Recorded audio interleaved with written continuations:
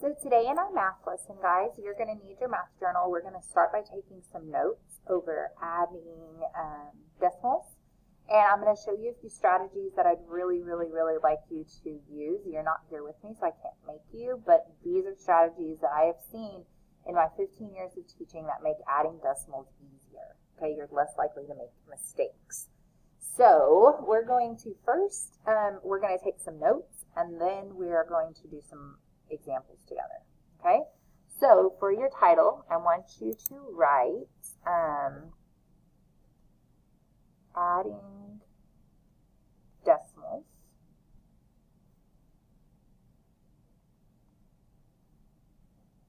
And today's date, let's see, it is the 17th. Pretty sure of that. I'm recording it the day before. Yep, it is the 17th when you're watching it today. Now, I have 4 things that are really going to help you. So we're going to have 4 things I want you to write. First, if you're given the problem horizontal, so like across your page, you are going to write the problem,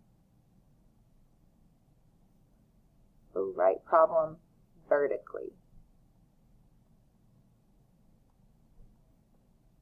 That's going to be really important. You cannot solve a math problem going across like this. You have to line up the place values.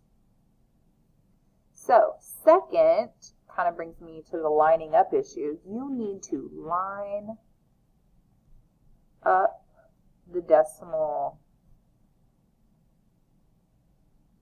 point on each number.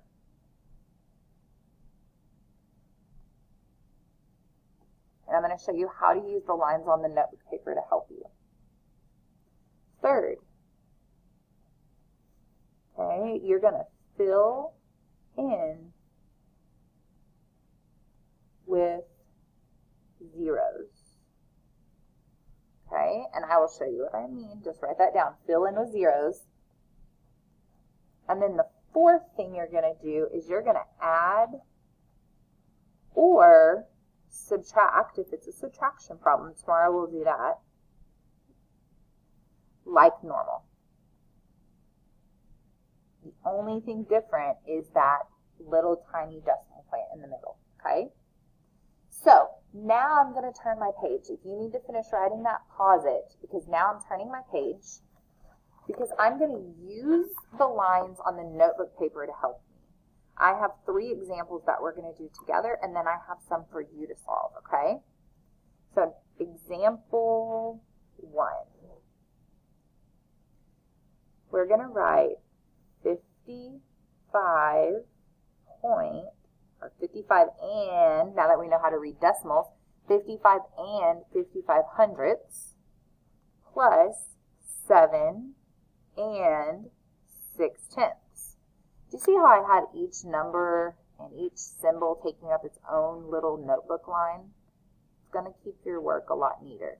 So go back to your steps. Write the problem vertically. Guys, this is horizontal across your page. Vertical is like this. So I'm going to rewrite it. Now, when I rewrite the problem, I need to make sure on number 2, line up the decimal point.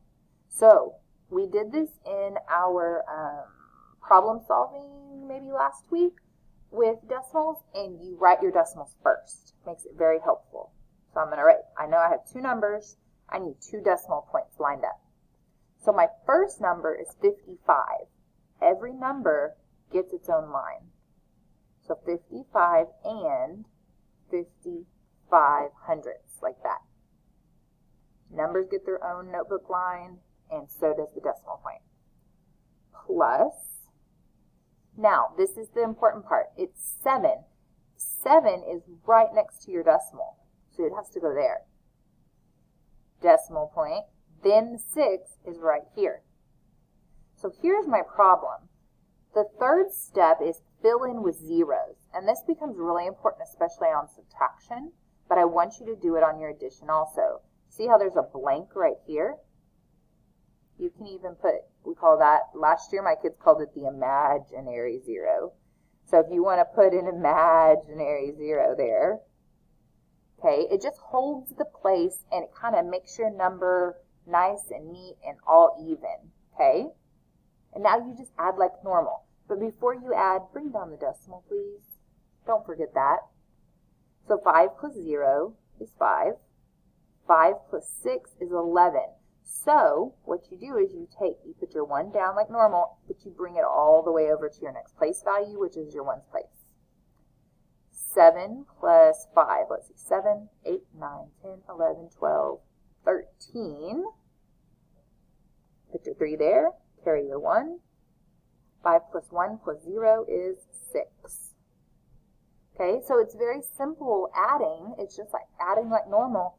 You just have to make sure these decimal points are lined up, or that will mess you up. Okay, let's do example 2. All right, example 2. Put a little line there so I don't get confused. 144 plus 14 and 4/10. So I need to, my first step, write the problem vertically. So I'm going to put my decimal points first. 144, that's a whole number. It doesn't even have anything after the decimal point. So I'm going to go ahead and just fill it in like this. Nothing after. Not yet. And then I have 14.4, or 14 and 4/10. So 14 goes before, 4/10 goes after. Okay, so here's my problem. My next step is fill it in with zeros. So I'm going to even it out, that imaginary 0. Okay, there's an imaginary 0. Here's another little 0 filling in the spot. Now my problem's all even, nice and neat. I'm going to drop my decimal point and then add like normal. 0 plus 4 is 4. 4 plus 4 is 8. 4 plus 1 is 5. 1 plus 0 is 1. 158 and 4/10. All right, let's do one more together.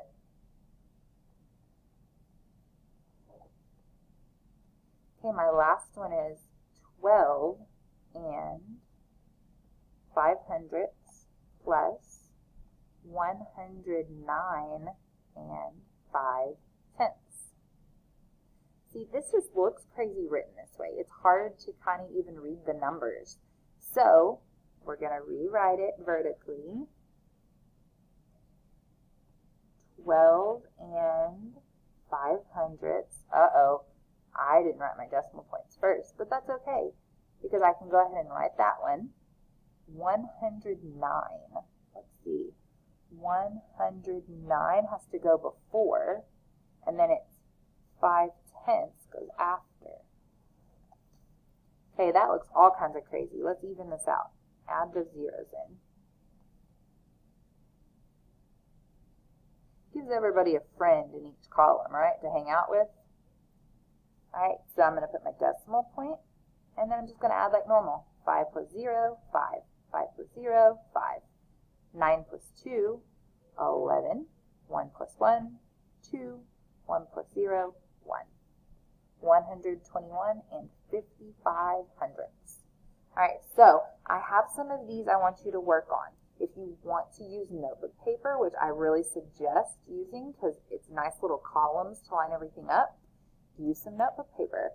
And then you can just attach a picture or just type in your answer, all right? But do your best and use these strategies so that you have these tools in your toolbox to help you be better mathematicians.